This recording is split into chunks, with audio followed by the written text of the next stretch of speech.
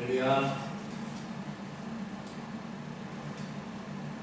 오늘은 역대하 20장 31절로 37절 말씀으로 정직함을 넘어 선한 영향력을 끼치는 삶을 살라라는 제목으로 말씀을 증거합니다.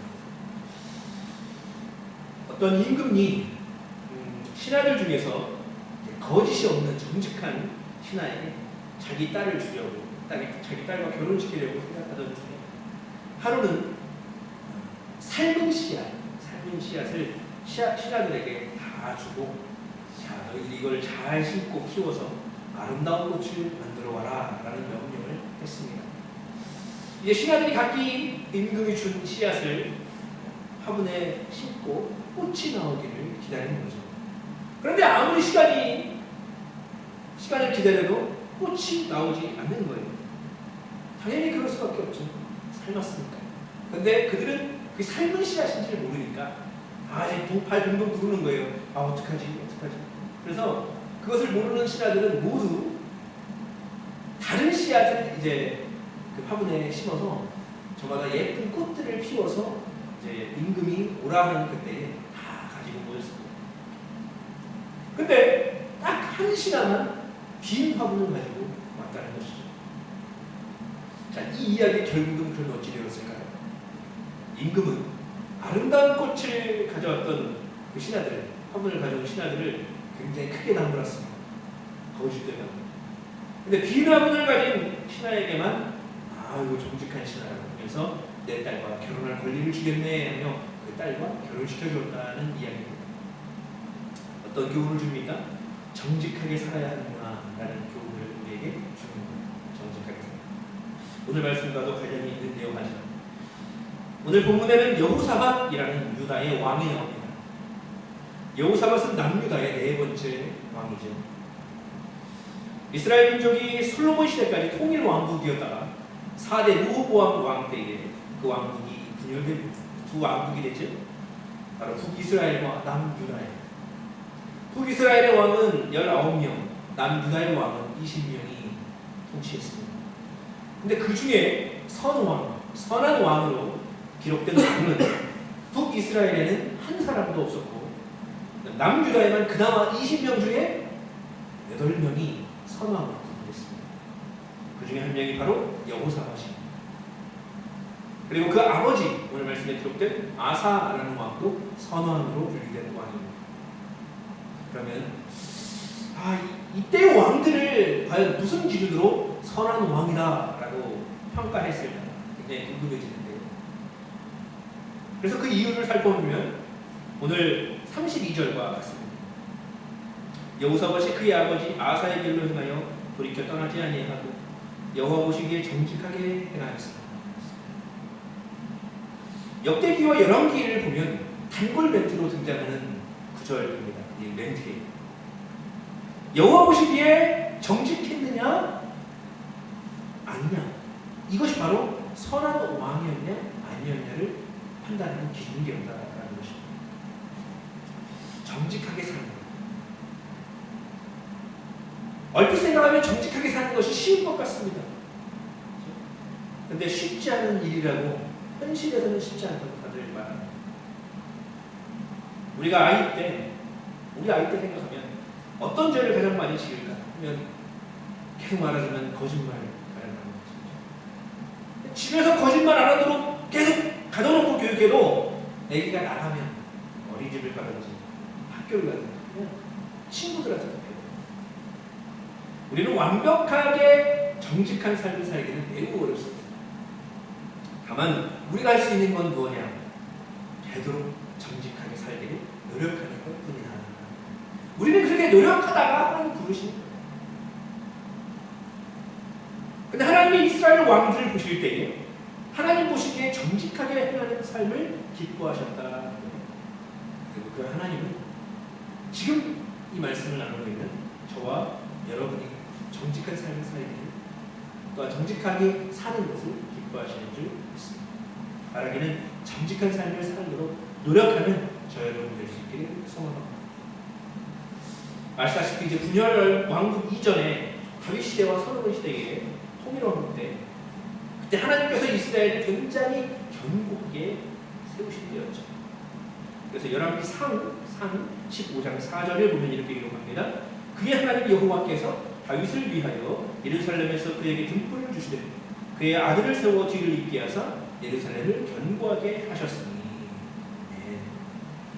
하나님께서 다윗과 솔로몬 시대에 그 나라를 견고하게 세우신 이유를 이 9절부터 말씀하고 계신 거죠. 그리고 열왕기상 15장 4절 그 후에 5절 말씀에 이렇게 이유를 기록합니다. 이는 다윗이 햇사람 우리아의 일 외에는 평생에 여호와 보시기에 정직하게 행하고 자기에게 명령하신 모든 일을 어기지 아니하였습니다. 아멘. 다윗이 평생에 여호와 보시기에 정직하게 행하였기 때문에 하나님께서 그의 나라를 그의 아들 때까지 견고하게 세우시는 복을 주셨다. 근데 여러분 보십시오. 여기 저기 열왕기상의 말씀에도 등장하지만 다윗의 삶이 진짜 평생에 깨끗했습니까? 정직했습니까? 근데 우리가 아시다시피 아니잖아요. 그렇죠? 말씀에도 하나님께서 말씀하셨지만 다윗하면 생각나는 죄악이 있잖아요. 우리아의 아내를 빼앗았고 간음한 죄. 그 다음에 또 하나 뭐예요? 우리아를 전쟁터 맨 앞에 세워서 죽게 했는 죄. 살인과 간음죄. 이 세상에서 인간이 짓기에 가장 큰 죄 두 개를 다윗은 범했어요. 그의 행위를 본다면 정직과는 거리가 멀죠. 그러나 그는 늘 하나님 앞에 정직하도록 노력하는 사람이었기 때문에 하나님의 기쁨이 되었다라는 거예요. 그래서 하나님께서 다윗에 대해 말씀하시는 것을 보면 진짜 긍휼의 하나님 이것을 발견하게 됩니다. 15장 5절 말씀 한 번 더 읽으면 이는 다윗의 햇사람 우리아의 일 외에는 평생에 여호와 보시기에 정직하게 행하고 자기에게 명령하신 모든 일을 어기지 아니하였습니다. 정직하긴 했는데 단서를 하시죠. 하나님은 뭐라고요? 햇사람 우리아의 일 외에는 평생 정직했다. 굳이 왜 그 말을 하셨습니까? 결과적으로 그런 거예요. 하나님도 아시는 거예요. 완벽한 사람이 아니라는 걸 아시는 거예요. 다윗 완벽하게 정직하게 못 살았다라는 것을 인정하신다는 거예요. 그런데 그가 그 외에는 정직하게 해가지고 평생 노력하면서 살아본 사람이다라는 것을 인정하십니다. 참 그래요. 작년부터 올해까지 올해 초까지도 지금 이제 초 살고 있지만 매스컴에서 연예인들의 어떤 마약 사건이라든지 또는 그들의 죽음에 대한 뉴스를 듣게 됩니다. 특히 이제 운동선수나 연예인들이 뭐 이렇게 사건 보도되는 것을 보면은 그들이 어떤 좋지 못한 일들이나 불법적인 이런 죄를 저질렀을 경우에 이때까지 좋은 평가를 받으면서 굉장히 선한 영향력을 끼친 사람으로 평가를 받았던 사람일지라도 한순간에 날아가려는 것을 우리가 볼 수 있습니다. 사실 우리 사이에도 그렇습니다. 우리 사이에도 어떤 사람은 좋은 9가지를 발견하는 사람이 있지만 또 어떤 사람은 좋지 않은 한 가지를 집중하여 평가하는 사람이 있기 마련입니다. 연예인들과 운동선수의 그런 죄악된 모습들 중에 가끔은 억울하게 그냥 억울했다가 많은 경우도 있잖아요.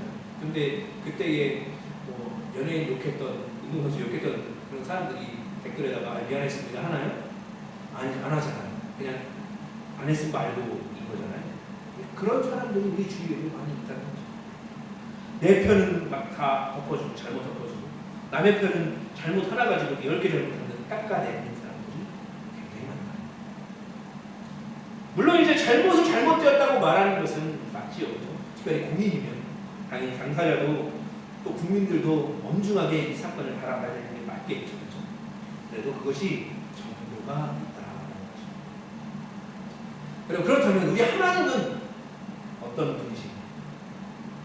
하나님은 다윗의 죄악을 당연히 아셨습니다. 엄청나게 큰 죄악이죠. 살인과 간음인데요.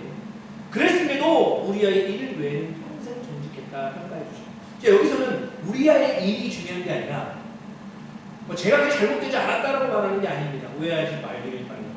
우리아의 일 외에는 하나님은 다른 그 모습들, 시간들을 하나님은 정직했던 그 시간들을 더 부각시키고 계신다라는 거예요. 우리도 마찬가지 아닙니까? 지금 살아가는 우리에 대해서 하나님 어떻게 말씀하실까요? 어떻게 평가하고 계실까요? 부족함도 많으시고 잘못도 많이 저지르고 있는 나잖아요. 그런데 하나님 앞에 정직하게 행하려 노력하며 살아갈 때 하나님 그런다는 거예요. 그래, 우리 신부가 성격은 좀 다혈질이고 가끔 욕도 하고 누군가에 상처 줄 때도 있지만 그래도 정직하게 살려고 노력했다라고 평가를 해주신다. 그런데 더 중요한 사실이 있습니다. 그러면은 여호사밧은 굉장히 정직했던 사람이라 하나님께 무척 칭찬만 받는구나. 오늘 보자. 이렇게 생각할 수 있지만 오늘 본문을 잘 읽어보면 결국은 개인적으로 여호사밧이 정직했다. 이것만 부각시키진 않습니다. 오히려 그 국민들 이스라엘 백성들에게 모범적이지 못했던 유다 백성들에게 모범적이지 못했던 모습을 많이 보였음을 또한 기록하고 있습니다. 여호사밧이 선왕이라고 평가를 받지만 결과적으로는 모범적인 왕의 모습은 아니었음을 우리는 말씀을 통해 봅니다. 그렇습니다. 말씀의 초점은 개인의 정직에 두이지 않다. 그것을 넘어서기를 원하는 것이 하나님의 뜻을 보여주십니다. 그럼 그 무슨 뜻입니까? 바로 정직을 넘어서 무엇을 하기를 원하세요? 선한 영향력을 끼치기를 원하시는 하나님이다라는 것을 우리에게 깨닫게 하시는 것이죠.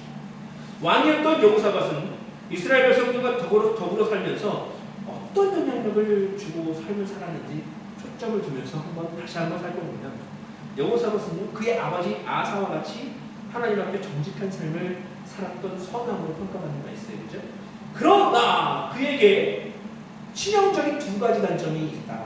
그것을 오늘 본문은 기록합니다. 확실히 기록했죠. 그것이 하나님의 뜻이에요. 남유다의 통치자는 누구입니까?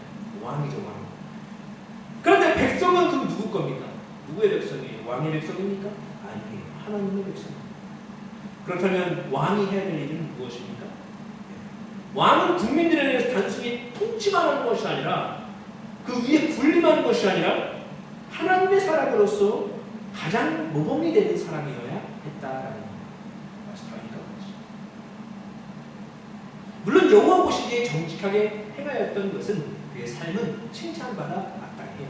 도덕적으로 그죠? 굉장히 선하다. 그렇지만 그가 바람직한 신앙의 모델이 되기에는 부족했다라는 것이죠. 어디에서 발견될까요? 본문 33절 말씀 함께 읽겠습니다. 산당만은 철거하지 아니하였으므로 백성이 여전히 마음을 정하여 그들의 조상들의 하나님께로 돌아오지 아니하였더라. 아멘. 여호사밧은 산당을 제거하지 않았다고 기록하고 있습니다. 자, 산당을 제거하지 않았던 왕이 한 명 더 있습니다. 열왕기하 12장에 나오는 왕인데요. 요아스 왕이죠. 근데 공교롭게도 요아스 왕도 남유다를 다스렸던 선한 왕으로 평가받는 왕이에요. 열왕기하 12장 2절에 요아스는 제사장 여호야다가 그를 교훈하는 모든 날 동안에는 여호와 보시기에 정직하게 행하였으며 요아스 왕도 하나님 앞에 정직하게 행해야 돼요. 근데 3절 말씀은 이렇게 기록해요. 다만 산당들을 제거하지 아니하였으므로 백성이 여전히 산당에서 제사하며 분향하였더라. 산당은 무엇입니까? 산당. 뭐 펜션 이런 거 아닙니다. 우상숭배의 장소죠. 그래서 산당을 제거하지 않았을 때 어떤 일이 일어났다고요? 백성들이 하나님을 떠나서 여전히 우상숭배를 하도록 내버려둔 꼴이 되었다. 그런데 개인적으로는 하나님 앞에 정직하게 또 하나의 예로 남유다 왕인 요담이라는 왕도 하나님 앞에 정직한 왕으로 평가받는 왕이에요. 그런데 그에 대해서 말씀 기록하기를 어떻게 기록하냐면 그가 여호와의 성전에 들어가지는 않는 왕 이렇게 기록합니다. 자, 하나님 앞에 정직한데 여호와의 성전에는 안 들어가요. 참 뭘까요? 개인이 성전에 안 들어가는 게 뭐가 중요합니까? 이렇게 생각할 수 있죠, 그죠? 잘 볼 수 있고 왕은 또 왕 마음대로 할 수 있지 않습니까? 근데 여호와의 성전에 안 들어간다는 것은 하나님을 잘 섬기지 못하는 듯한 모습을 보여줍니다. 당연히 그들의 백성, 그 이스라엘 백성들, 유다 백성들이 왕의 모습을 보고 하나님을 온전히 섬기겠습니까? 그러지 못한다는 거예요. 개인적으로는 정직한 왕이지만 백성들에게는 좋지 못한 영향력을 끼치는 왕이었다는 것입니다. 난 정직해. 근데 개인적으로는 하나님께 정직했을지 몰라도 신앙적 모델로는 부족했던 그들의 모습들을 우리가 오늘 본문의 여호사도 마찬가지죠. 혹시 저와 여러분이 하나님 앞에 온전한 믿음으로 내가 행하고 있다 생각하고 또한 그렇게 살고 있을지라도 우리의 삶은 또 우리만 천국 가는 백성으로 만족하는 삶이 아니어야 되잖아요. 그렇죠? 그리스도의 편지로서 삶을 살아야 되죠. 빛과 같은 소금과 같은 삶을 살라 말씀하셨죠. 그렇게 살아가는 것이 더 중요하다고 하시는 거예요. 구원받는 것, 나 하나 개인 구원받는 것이 인생의 목표가 아니라는 거예요. 인생의 목표는 뭐예요? 그리스도의 편지, 빛과 소금된 삶. 결국은 우리의 삶을 통해서 하나님을 온전히 섬기는 사람들이 생겨나도록 신앙의 모델로 살아가기까지 가는 것이 하나님의 뜻이다라는 것을 잊지 마시기 바랍니다. 지금도 누군가는 저와 여러분의 신앙의 삶을 보고 있습니다. 그리고 그중 또한 누군가는 우리의 그리스도인다는 삶을 통해 하나님을 발견하고 그리스도를 영접하는 계기로 삼기도 할 것입니다. 많은 분들이 이야기를 하는 거예요. 요즘 시대는 이제 종이 줘서 전도하는 시대가 지난다. 뭐 유인책을 아무리 써도 안 오는 어떤 전도를 사람들이 해야 되는 거예요? 관계 전도를 해야 된다. 이렇게 얘기를 하죠. 많이 들어보셨을까요? 관계 전도. 관계 전도는 뭡니까? 단순히 그냥 종이 내리고 이게 아니라 그 삶을 통해서 그리스도의 모습을 보임으로 인해서 전도를 하는 것이다. 하나님을 드러내는 것이다. 하나님을 깨닫게 하는 것이다. 굉장히 어려운 거죠. 우리의 과제는 무엇입니까? 우리의 과제. 늘 내 삶에 있어서 내게 부족한 건 없는가? 내가 잘하고 있는 것이 없는가? 이걸 보는 게 아니라 내가 부족한 게 없는가? 이걸 보는 거예요. 상단과 같이 죄악된 것을 뿌리 뽑지 못하는 것은 없는가?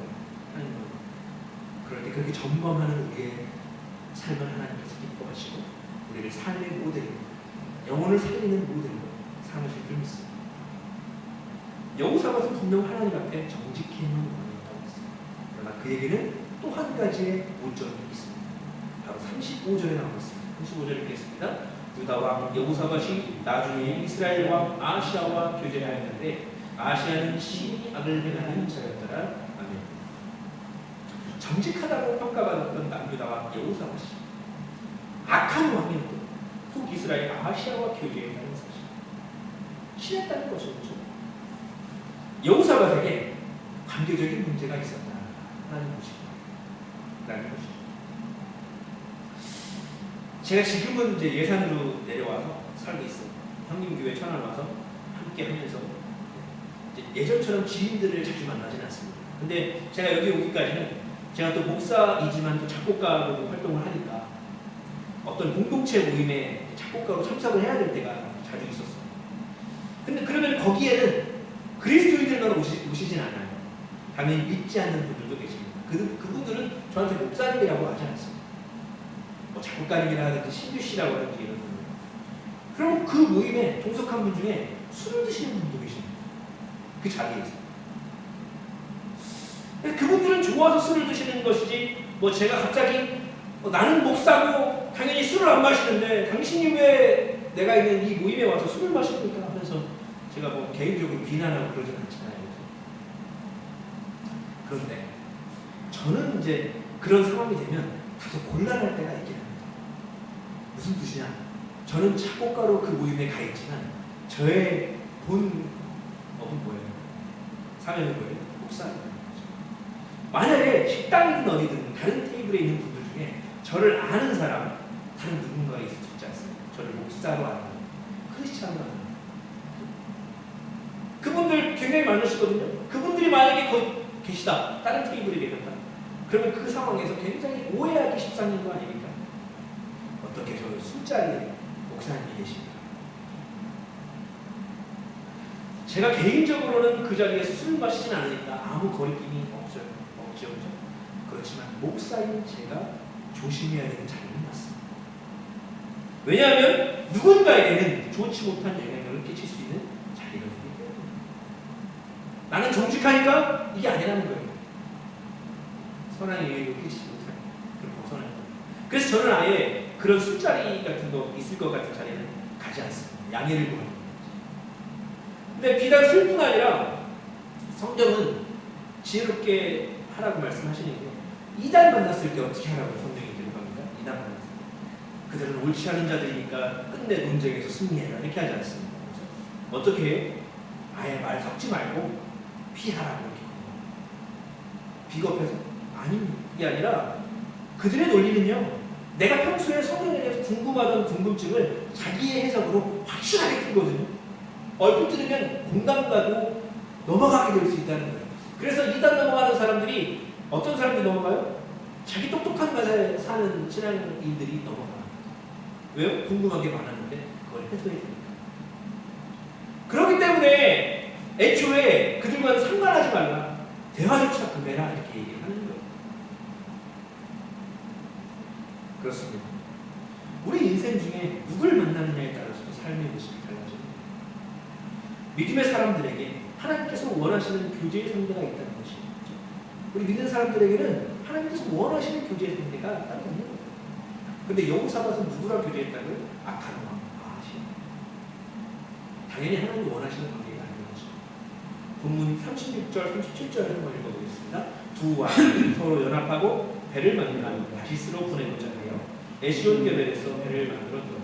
마레사 사람 도다와 후의 아들 엘리에셀이 여호사밧을 향하여 예언하여 이르되 왕이 아하시아와 교제하므로 여호와께서 왕이 지은 것들을 하시리라 하더니 이에 그 배들이 부서져서 다시스로 가지 못하였더라. 아멘.